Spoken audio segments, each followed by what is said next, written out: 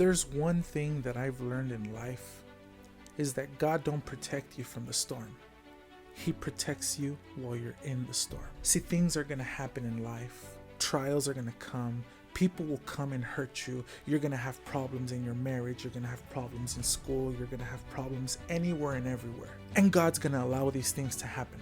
See, if you go to the Bible, time and time again, David faced Goliath because the Israelites were in trouble. Joseph dealt with his brother selling him off. He was in prison. He went through so many things while he was innocent.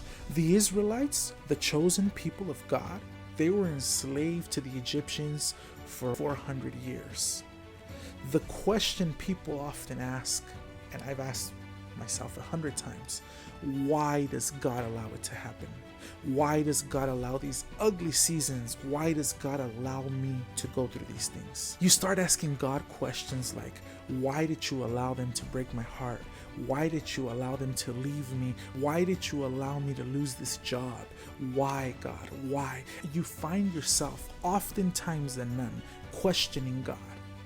You know that when David beat Goliath, God was glorified in a way that you could not have denied that it was God that made that happen. When Joseph, he went through prison, he went through being accused by Potiphar's wife, and in the end, his brothers wound up humbling to him.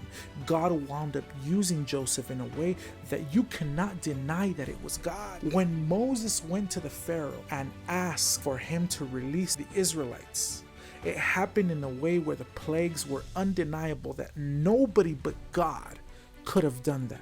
In other words, God allowed everything so God can glorify himself in a way that you cannot deny that it was God. People are going to come and people are going to go in your life.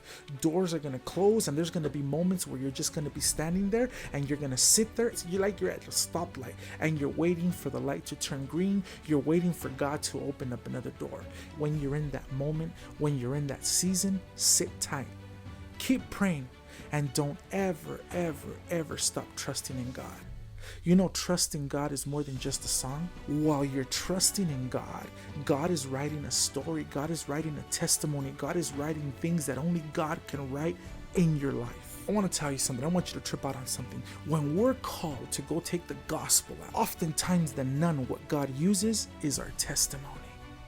And our testimony is that chapter that he was writing in that moment where you didn't know exactly what you were going to do.